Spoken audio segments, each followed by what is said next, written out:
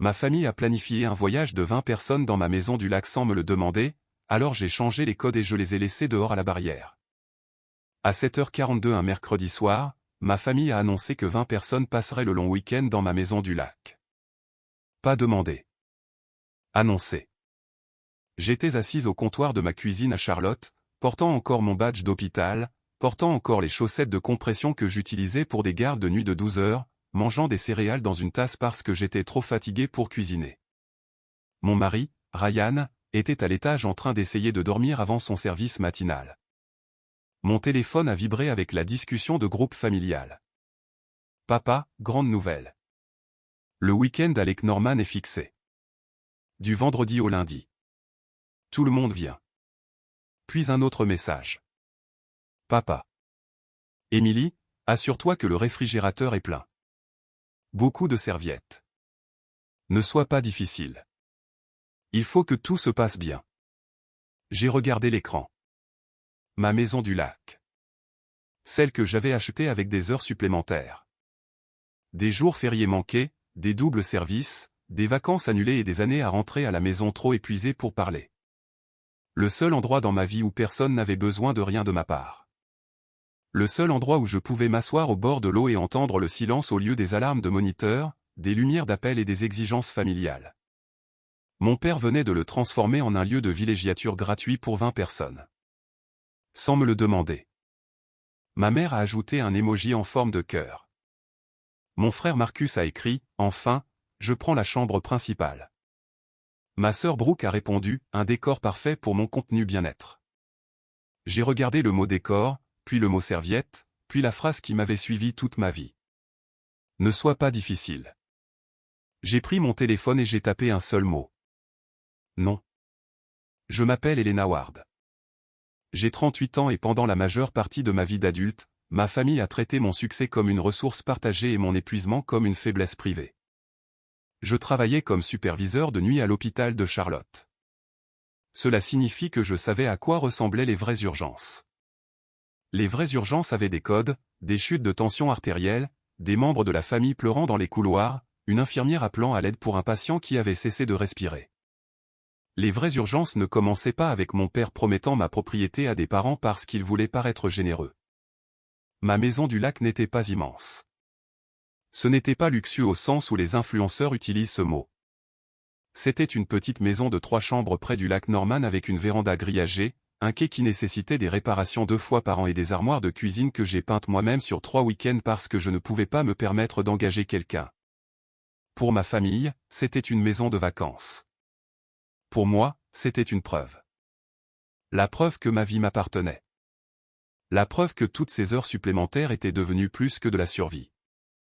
La preuve que je pouvais créer la paix de mes propres mains. Je l'ai acheté après 14 ans de travail à l'hôpital. 14 ans de anniversaire manqué. 14 ans à prendre des heures supplémentaires quand d'autres rentraient chez eux. 14 ans à me dire qu'un jour j'aurais un endroit où personne ne pourrait m'assigner un rôle. Puis ma famille l'a découvert. Et instantanément, la maison a cessé d'être la mienne dans leur esprit. Elle est devenue la nôtre. Pas légalement, pire, émotionnellement. Le genre de propriété que les gens inventent quand ils veulent les avantages sans les factures. Mon père, Victor Harper, avait toujours cru que mes réussites étaient la preuve de son éducation. Si j'obtenais une promotion, il disait qu'il m'avait élevé à la dure. Si j'achetais une voiture, il disait qu'il m'avait appris la discipline. Si j'achetais une maison, il disait que c'est ce qui arrive quand les parents investissent correctement. Investir. C'était l'un de ses mots préférés. Il ne disait pas élever. Il disait investir. Après tout, nous avons investi en toi. Après tous les sacrifices que nous avons faits, après tout ce que nous avons mis en toi. Comme si l'enfance avait été un contrat de prêt que j'avais signé avec des crayons de couleur. Ma mère Diane était plus douce, mais la douceur peut être dangereuse quand elle est utilisée pour cacher la lame. Elle ne demandait pas directement. Elle soupirait. Elle devenait déçue. Elle me disait que mon père était blessé. Elle disait des choses comme « Cela signifierait tellement pour tout le monde, et je ne comprends tout simplement pas pourquoi le partage est si difficile pour toi. » Mon frère Marcus prenait parce qu'il supposait que quelqu'un d'autre réparerait. Ma sœur Brooke prenait parce qu'elle pouvait transformer n'importe quelle pièce en contenu et appelait cela une connexion. C'était différents styles de sentiments de tout mérité. Même résultat. Ma paix est devenue disponible pour quiconque était assez audacieux pour appeler cela la famille. Le premier été après l'achat de la maison du lac, j'ai invité mes parents pour un week-end. Le lundi, mon père avait fait un double de clés. En août, Marcus avait emprunté un kayak et l'avait fissuré contre un poteau de quai, puis avait dit qu'il était déjà vieux. En septembre, Brooke avait filmé une vidéo d'entraînement dans ma chambre sans demander parce que la lumière du matin était trop belle pour ne pas l'utiliser. J'aurais dû changer les serrures à ce moment-là. Au lieu de cela, je me suis dit qu'ils étaient excités. C'est ainsi que les limites meurent. Nous rebaptisons le manque de respect en excitation jusqu'à ce que le dommage semble impoli à mentionner. L'incident du 4 juillet fut le moment où la maison cessa de me paraître sûre. J'avais travaillé 4 nuits d'affilée et j'avais conduit jusqu'à la maison du lac en espérant dormir, nager et n'entendre rien d'autre que l'eau pendant 48 heures. Quand je suis arrivé, il y avait 4 voitures dans l'allée. Marcus avait amené des amis. Brooke était sur le quai en train de se filmer versant de l'eau pétillante dans un verre comme si c'était une pratique spirituelle. Mon père faisait un barbecue. Ma mère a dit « surprise ». Ce n'était pas une surprise. C'était une prise de contrôle. J'ai trouvé des serviettes mouillées sur mon lit, du vin rouge sur le tapis de la véranda, une marque de brûlure sur le comptoir de la cuisine d'une casserole chaude que quelqu'un avait placée directement sur le bois. Un des amis de Marcus avait ouvert le placard à provisions verrouillé parce qu'il avait besoin de serviettes en papier. La porte de ma chambre avait été laissée ouverte. Mon journal intime avait été déplacé. Pas lu, ont-ils prétendu. Juste déplacé. Je me tenais dans le couloir, tenant le journal, et j'ai senti quelque chose se taire en moi. Mon père a dit, « Tu fais la tête ». J'ai dit, « Pourquoi y a-t-il des gens dans ma maison ?» Il a ri. C'est une maison de lac. Les gens se rassemblent. Ma maison de lac. Son expression a changé. Pas de culpabilité. De l'irritation. Ne commence pas avec ça. Cette propriété, ce consentement, l'idée qu'une fille puisse avoir quelque chose que son père ne gérait pas automatiquement. J'ai quitté ce week-end plus tôt et j'ai pleuré dans ma voiture à une station-service à l'extérieur de Morceville. Puis je suis retourné au travail parce que les horaires de l'hôpital ne s'arrêtent pas pour les violations familiales. Après juillet, j'ai établi des règles verbales. Pas de visite sans demander. Pas d'invités pour la nuit à moins que je ne les approuve. Pas d'utilisation de ma chambre. Pas de tournage à l'intérieur de la maison. Pas de prise de matériel. Pas de double de clé. Mon père a qualifié les règles d'excessives. Ma mère les a qualifiées de blessantes. Marcus les a qualifiées de dramatiques. Brooke les a qualifiées d'énergie négative. Ryan, mon mari, a dit qu'ils allaient ignorer des règles qui n'ont pas de serrure derrière elles. Il avait raison. Ryan avait généralement raison à propos de ma famille. Il ne les détestait pas. Il ne confondait simplement pas leur comportement avec de l'amour. Quand je lui ai dit, peut-être devrions-nous leur donner une chance de plus. Il a demandé, combien de chances une personne a-t-elle avant que le dommage ne compte? Je détestais cette question. Non pas parce qu'elle était cruelle, parce qu'elle était exacte. Au moment où la discussion de groupe sur le week-end de 3 jours avec Norman est apparue, la réponse était devenue claire. Il n'avait pas mal compris mes limites. Il les avait traitées comme des obstacles temporaires. Le fil de message a continué après que j'ai écrit « Non. Papa, ne commence pas maman, chérie, tout le monde a déjà fait des plans. Marcus, trop tard maintenant. Les gens ont pris des congés. Brooke, j'ai déjà posté un teaser. Papa, c'est exactement ce que je veux dire. Tu rends toujours les choses plus difficiles qu'elles ne devraient l'être. » J'ai lu les messages lentement. Tout le monde a déjà fait des plans. Les gens ont pris des congés. J'ai déjà posté. Ils avaient construit tout un week-end sur l'hypothèse que mon consentement arriverait finalement parce que la pression fonctionnait habituellement. Cette fois, ça n'a pas marché. J'ai écrit, personne n'a la permission d'utiliser ma maison. Ne venez pas. Puis j'ai mis la discussion en sourdine, non pas parce que j'étais calme, mais parce que mes mains tremblaient trop fort pour taper sans dire des choses que j'aurais plus tard besoin d'un avocat pour expliquer. Le lendemain matin, mon père a appelé 7 fois avant 9 heures. J'ai répondu la 8e fois parce que j'étais entre 2 réunions à l'hôpital et assez fatigué pour croire que la conversation pourrait être courte. Elena, a-t-il dit, qu'est-ce qui ne va pas chez toi? Bonjour à toi aussi. Je suis entré dans une salle de stockage vide. Personne n'utilisera la maison du lac ce week-end. Tu me mets dans l'embarras. Voilà. Comprends-tu que les gens ont pris des dispositions parce que tu leur as dit qu'ils pouvaient utiliser ma propriété sans me le demander? Sa voix s'est abaissée. Quand es-tu devenu si égoïste? J'ai regardé les étagères de gaz et de tubulure 4. Je suis devenu égoïste quand j'ai commencé à vouloir que la permission compte. N'utilise pas le langage de la thérapie avec moi. C'est le langage de la propriété. Il a ri durement.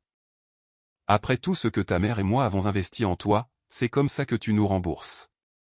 Investi. Voilà. Le mot qui faisait de la parentalité un prêt hypothécaire. Vous n'avez pas acheté ma maison du lac. Nous t'avons élevé. Cela ne fait pas de ma maison une multipropriété. Silence. Puis il a dit, tu regretteras d'avoir fait attendre ta famille à une porte verrouillée. J'aurais dû entendre l'avertissement. Au lieu de cela, j'ai entendu la supposition. Il prévoyait toujours de venir. Après avoir raccroché, j'ai appelé Ryan. Il a répondu immédiatement. Ils viennent quand même, ai-je dit. Je m'en doutais. J'ai dit, non, je sais que ça n'avait pas d'importance. Ça en aura, a-t-il dit, quand on deviendra une barrière. Cet après-midi-là, j'ai fait ce que j'aurais dû faire des mois plus tôt.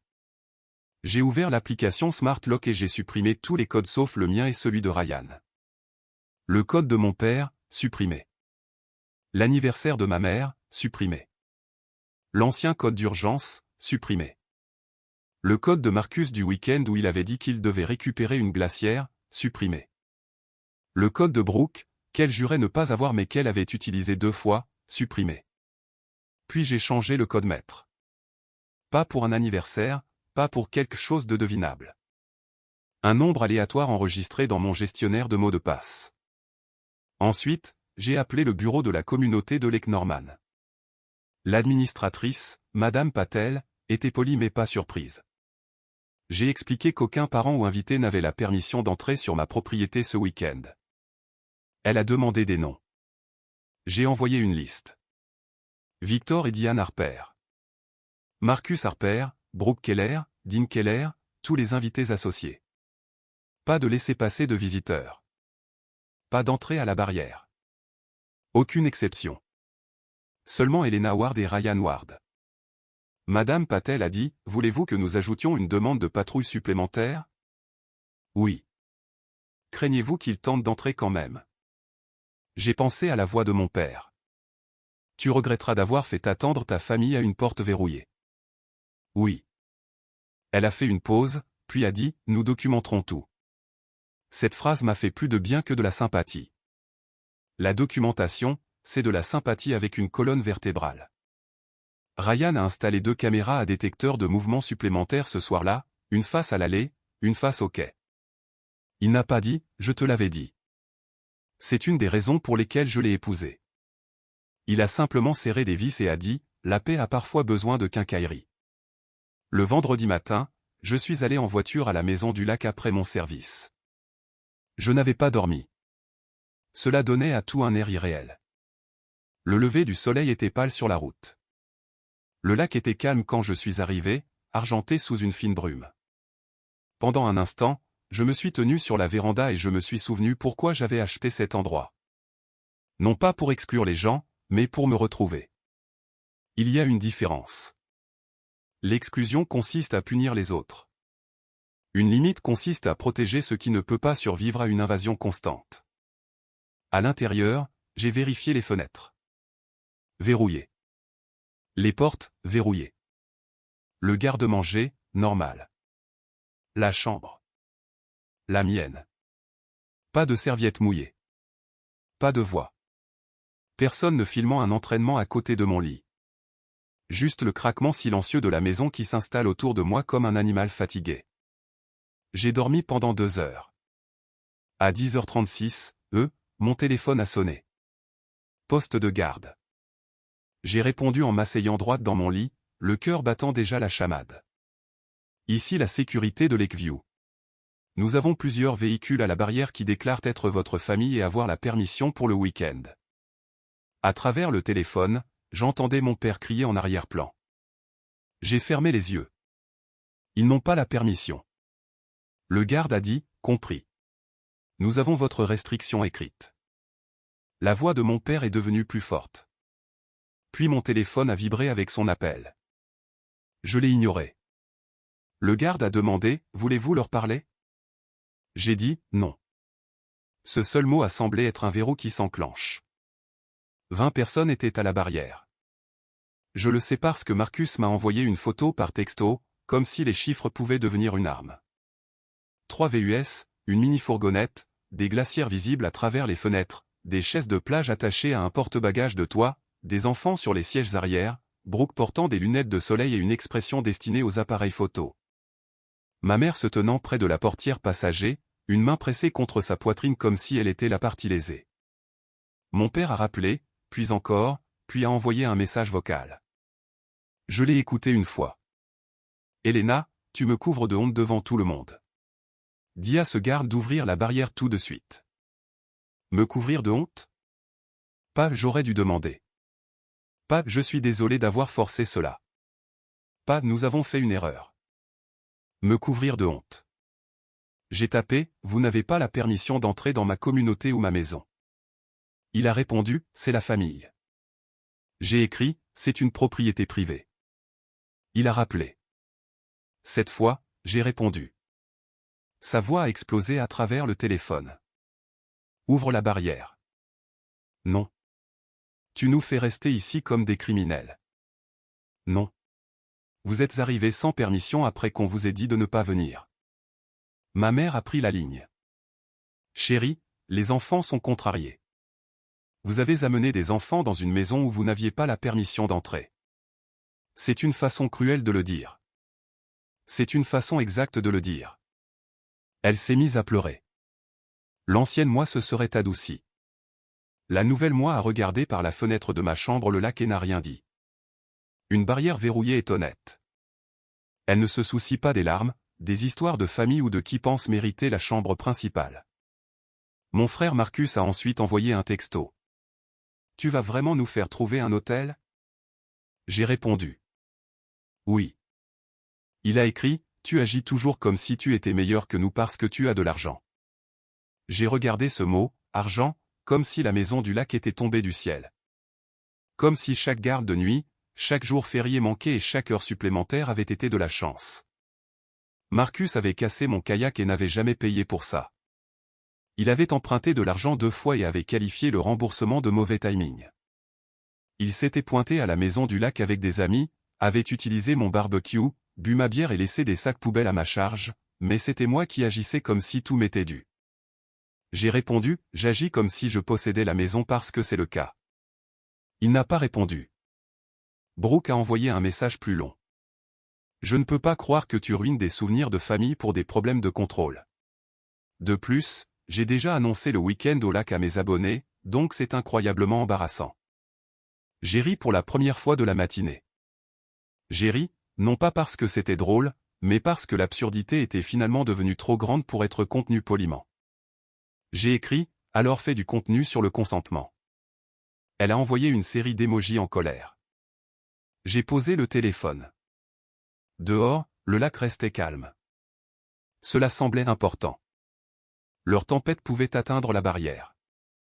Elle ne pouvait pas entrer. La sécurité les a renvoyés après 43 minutes. J'ai regardé l'enregistrement de la caméra de la barrière plus tard.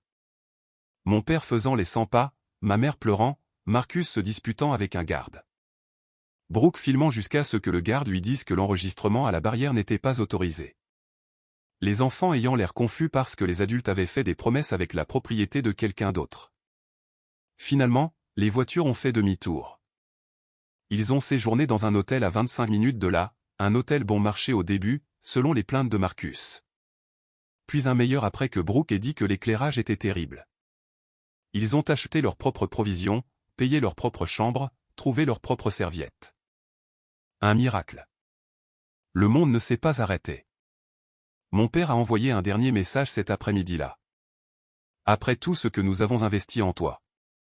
Tu as choisi une maison plutôt que ta famille.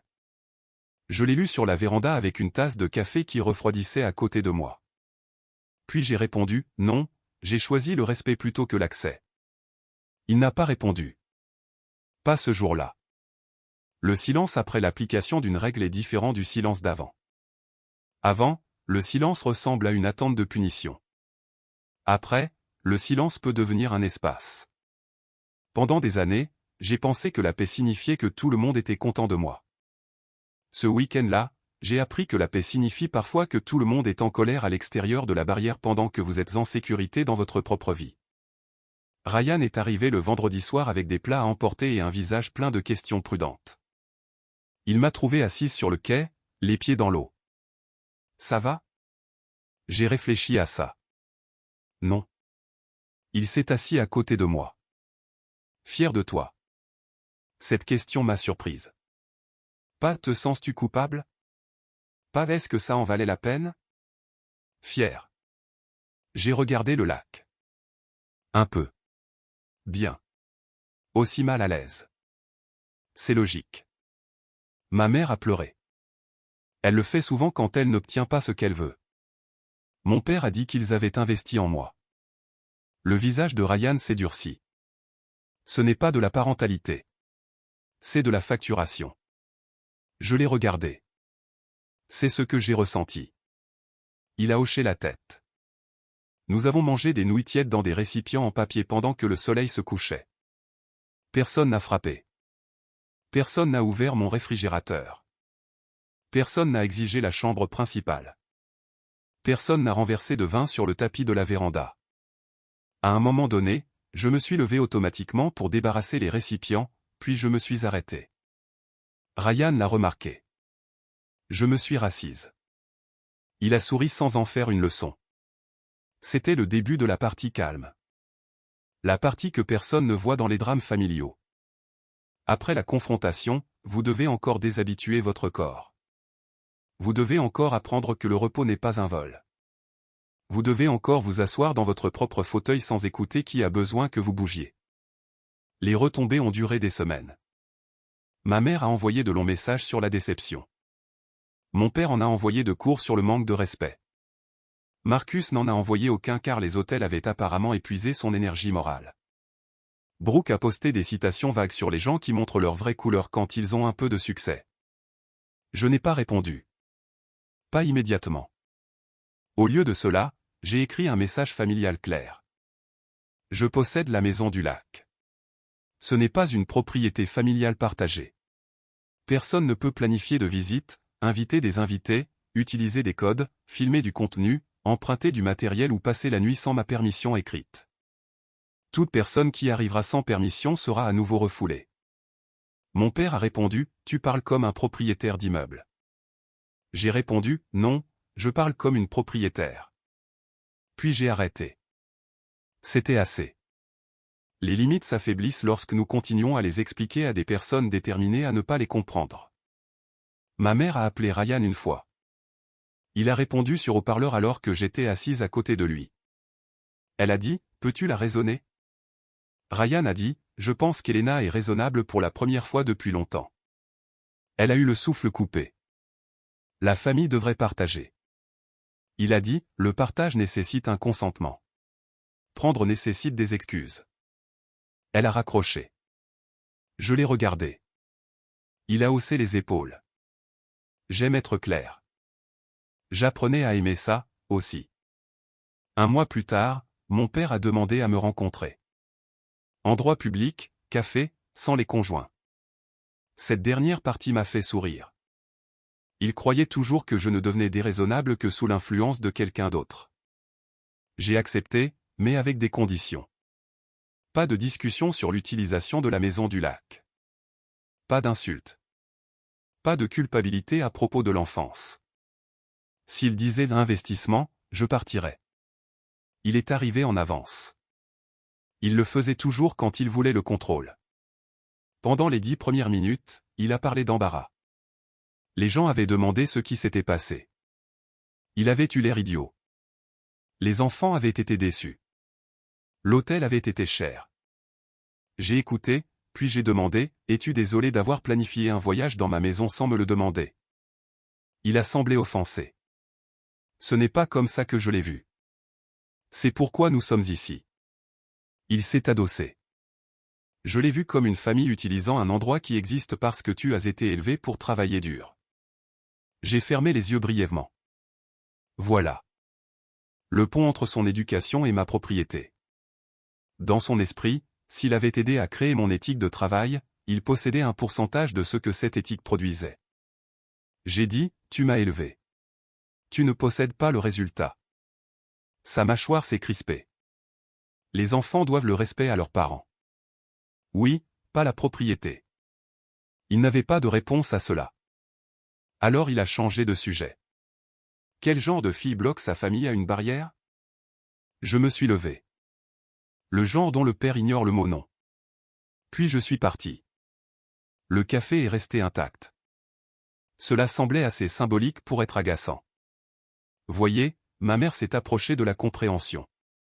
Pas rapidement et pas proprement. Elle a appelé un soir et n'a pas pleuré. Rien que ça, c'était nouveau. Elle a dit, je continue de penser à ce que tu as dit. Que le partage nécessite un consentement. J'ai attendu. Je pensais que parce que tu avais plus, te demander moins était injuste pour tout le monde. Je me suis assise. Maman, tu n'as pas demandé, tu as assigné. Je sais. 2 mots, petit, dangereux. Parce qu'ils m'ont donné de l'espoir.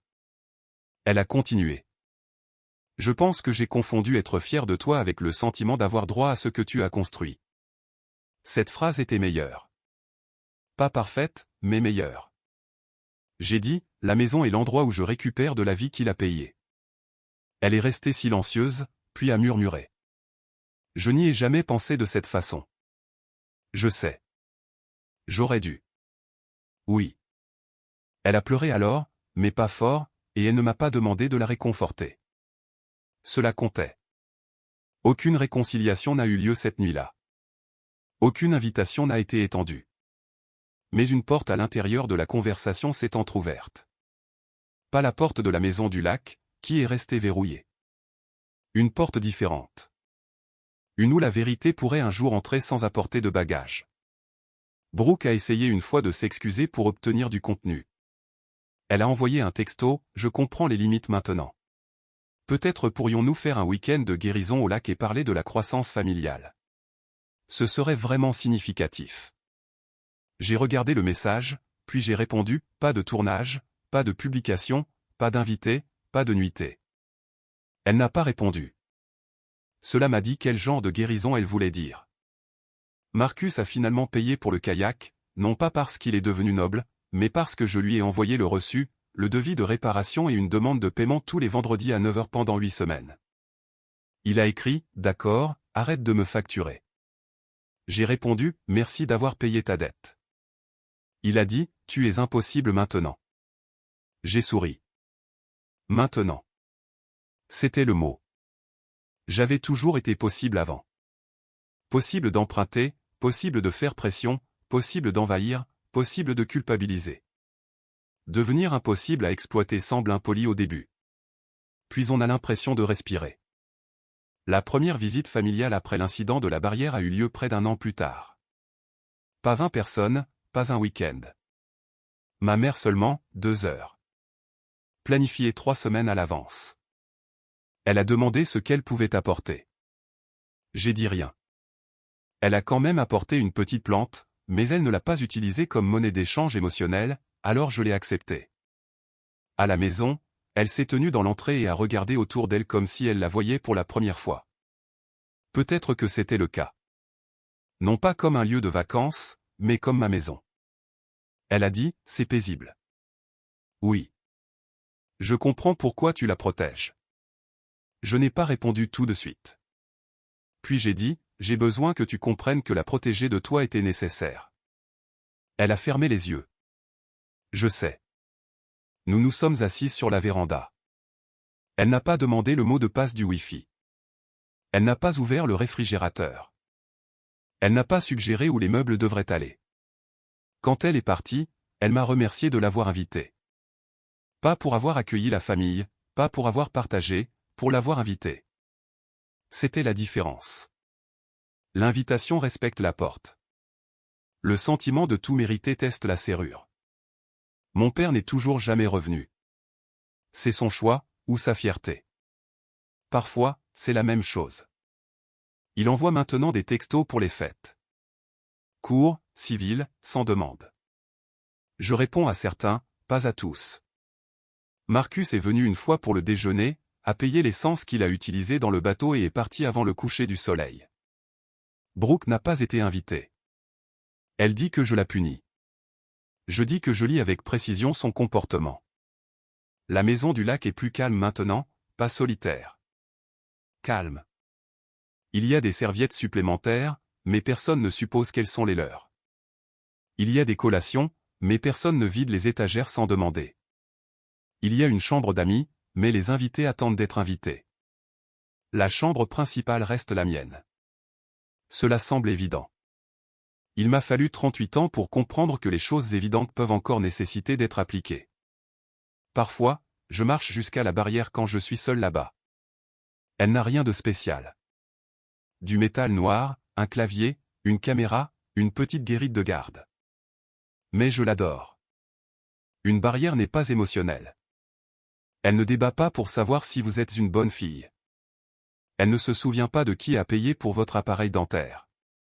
Elle ne se soucie pas si votre sœur a besoin d'un décor. Elle pose une seule question. Avez-vous la permission? Cette question a changé ma vie. Si votre famille traite votre succès comme une propriété communale, écoutez attentivement. Vous avez le droit de posséder ce que vous avez construit sans excuse, sans soumettre un calendrier d'utilisation familiale, sans prouver que vous êtes assez généreux pour mériter la paix. Une maison n'est pas égoïste parce qu'elle a une serrure. Une limite n'est pas cruelle parce que quelqu'un a prévu de la violer. Si les gens prennent des dispositions avant de recevoir votre consentement, l'inconvénient d'annuler ces dispositions leur appartient, pas à vous. Et si vos parents appellent votre éducation un investissement, rappelez-vous ceci. Les enfants ne sont pas des produits financiers.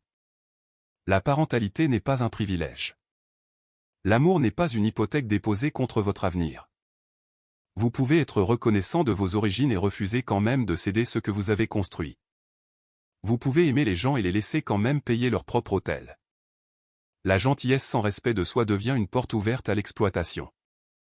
Fermez la porte quand vous le devez. Changez le code. Appelez la barrière. Laissez la serrure dire la vérité jusqu'à ce que votre voix cesse de trembler. Je m'appelle Elena Ward. Ma famille a planifié un week-end au lac de 3 jours pour 20 personnes dans ma maison sans me le demander. Ils m'ont dit de remplir le réfrigérateur, de préparer les serviettes, de bien me comporter, de ne pas gâcher le voyage. Alors j'ai dit non. Ils sont venus quand même. Et pour la première fois, mon nom avait du matériel. Les codes ont été changés. Les laissez-passer d'invités annulés. La barrière a été prévenue. Mon père a crié que je le couvrais de honte. Ma mère a pleuré que les enfants étaient contrariés. Mes frères et sœurs se sont plaints des hôtels, du contenu et des inconvénients. Mais personne n'est entré dans ma maison. Ce week-end n'a pas détruit ma famille. Il a révélé la version de la famille qui dépendait de mon silence. Et derrière la barrière verrouillée, j'ai trouvé quelque chose que j'achetais depuis des années sans comprendre pleinement ce que c'était. Pas une maison de vacances, pas une maison de lac. La paix. La mienne. Payée avec mon travail, protégée par ma limite, et finalement indisponible pour quiconque croyait que l'amour signifiait l'accès sans consentement.